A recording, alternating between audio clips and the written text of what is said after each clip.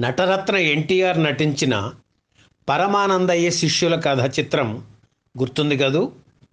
ఆ సినిమాలో ఓ లావుపాటి నటుడు పెళ్ళిళ్ళ పేరయ్య విరూపాక్షం పాత్ర పోషించారు. పరమానందయ్య గారి అమాయక శిష్యులకు ఇదిగో ఇలా కొడితే లెంపకాయ, ఇలా కొడితే జల్లకాయ, ఇది మొట్టికాయ, ఇదిగో ఇది కొత్తం అని చూపించి వాళ్ళతో ప్రాక్టీస్ చేయించి చివరకు వాళ్ళ చేత దెబ్బలు తింటాడు విరూపాక్షయ్య. ఈ సినిమా విడుదలయ్యాక ప్రేక్షకులు కూడా లెంపకాయ, జల్లకాయ, కొత్తం అని సరదాగా అనుకుని ఆ సినిమాలో ఆ సన్నివేశాన్ని తలుచుకొని పదే పదే నవ్వుకునేవారు. ఆ లావుపాటి నటుడి పేరు శివరామకృష్ణయ్య. వృత్తిరీత్యా ఆయన డాక్టర్, సినిమాల్లో మాత్రం కామెడీ యాక్టర్. జీవితాంతం వరకు ఆయన ఈ రెండు పాత్రలను సమర్థవంతంగా నిర్వహించారు. ఆయన జీవిత విశేషాలను సేకరించి మీకు అందిస్తున్నాం. గూగుల్లో ఎంత వెతికినా దొరకని సమాచారం ఇది. ఈ అరుదైన వీడియో మీకోసం. డాక్టర్ కూచిభొట్ల శివరామకృష్ణయ్య స్వస్థలం తెనాలి. 1889లో ఆయన పుట్టారు. కొంత చదువు తెనాలిలో సాగిన తరువాత 1919లో విశాఖపట్నం వెళ్ళి మెడికల్ కాలేజీలో చేరి ఎంఎల్పి పూర్తి చేశారు. వైద్యుడిగా ప్రాక్టీస్ చేస్తూనే నాటకాల మీద ఆసక్తితో నటన కూడా ప్రారంభించారు. జగన్ మిత్ర అసోసియేషన్ వారు ప్రదర్శించిన నాటకాల్లో పంచాంగం రామానుజాచారి, జంపన శివయ్య తదితరులతో కలిసి కొన్ని పాత్రలు పోషించారు శివరామకృష్ణయ్య. గాత్ర సంగీతంలో కూడా కృషి చేసి మంచి గాయకుడిగా పేరు తెచ్చుకున్నారు. 1923లో శివరామకృష్ణయ్య మళ్ళీ తెనాలికి చేరుకొని అక్కడ ప్రాక్టీస్ ప్రారంభించారు.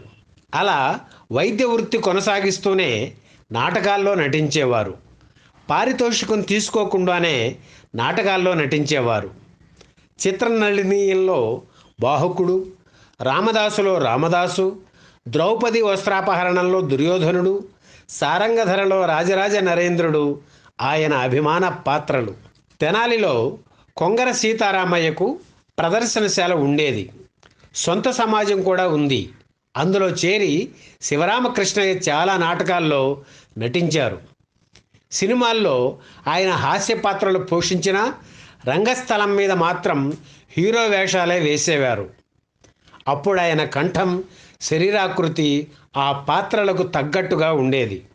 1936లో లక్ష్మీ ఫిలిమ్స్ సంస్థ నిర్మించిన ద్రౌపది మాన సంరక్షణం చిత్రంలో కర్ణుడిగా నటించారు శివరామకృష్ణయ్య. ఆ సమయంలోనే సరస్వతి టాకీస్ సంస్థ పోటీగా ద్రౌపది వస్త్రాపహరణం చిత్ర నిర్మాణం ప్రారంభించింది. మా చిత్రంలో మీరు తప్పకుండా నటించాలి అని లక్ష్మీ ఫిలిమ్స్ అధినేత ఎంఎస్ఆర్ఎన్ గుప్తా శివరామకృష్ణయ్యకు టెలిగ్రామ్ ఇచ్చారు. ఆ తర్వాత సరస్వతి టాకీస్ సంస్థ నుంచి కూడా కబురు వచ్చింది. వాళ్ళు కూడా కర్ణుడి వేషం వేయమని అడిగారు.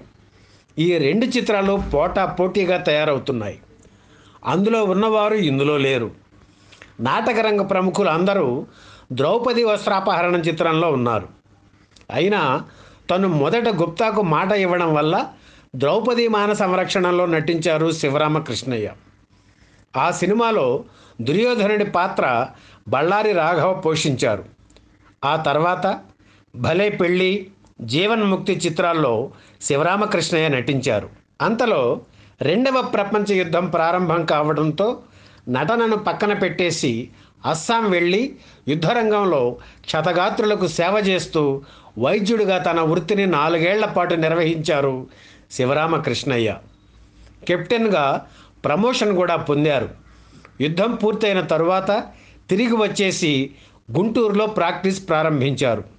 ఆ సమయంలోనే అంటే 1951లో విజయ సంస్థ ఎన్టీఆర్తో పెళ్లి చేసి చూడు చిత్రం నిర్మాణ పనులు మొదలుపెట్టింది.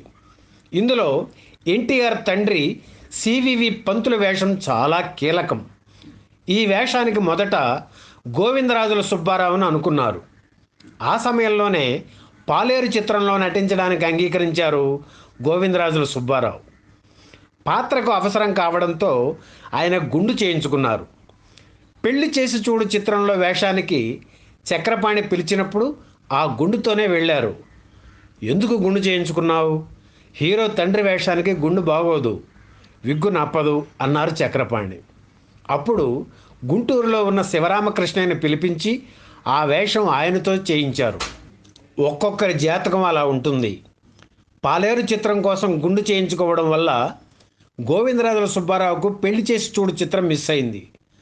పోనీ పాలేరు చిత్రం ఉందనుకుంటే అది పూర్తయినా విడుదల కాలేదు. పెళ్లి చేసి చూడు చిత్రంతో శివరామకృష్ణయ్య జాతకం మారిపోయింది. అందులోని పాత్రలో హాస్యం ఎక్కువగా ఉండడంతో అక్కడ నుంచి శివరామకృష్ణకు హాస్య పాత్రలే ఎక్కువగా వచ్చాయి. అమ్మలక్కలు, చక్రపాణి, అర్ధాంగి, లవకుశ, అన్నదాత, పెళ్లినాటి ప్రమాణాలు, వారసత్వం, భక్త ప్రహ్లాద, ఉమాచండి గౌరీ శంకరుల కథ, సాక్షి, ప్రాణమిత్రులు ఇలా దాదాపు 200 చిత్రాల్లో చిన్న పెద్ద వేషాలు వేశారు శివరామకృష్ణయ్య. కోయ నాయకుడి వేషం వేయాలంటే ఆయన్నే పిలిచేవారు. లవకుశ చిత్రంలో రేలంగికి మామగా నటించారు. వల్లనోరి మామ నీ పిల్లని అంటూ వీరిద్దరిపై చిత్రీకరించిన పాట బాగా పాపులర్ అయ్యింది. శివరామకృష్ణయ్య చాలా సరదా మనిషి. నోట్లో ఎప్పుడూ సిగరెట్టు వెలుగుతూ ఉండేది. దాన్ని మధ్యలో తీయకుండా అలాగే మాట్లాడేవారు. పూర్తిగా కాలిన తర్వాతనే నోట్లోంచి తీసేవారు. ఆయనకు అదో సరదా. శివరామకృష్ణయ్య షూటింగ్లో ఉంటే ఇంటి నుంచి రకరకాల పొడులు, పచ్చళ్ళు వచ్చేవి. భోజనాల సమయంలో అందరికీ పెట్టేవారు. నటుడిగా బిజీ అయినా ఆయన డాక్టర్ వృత్తి మానలేదు. బీదా బిక్కీకి చేతనైన సాయం చేసేవారు. వేషాల కోసం ఆయన ఏ నిర్మాతను అడిగేవారు కాదు.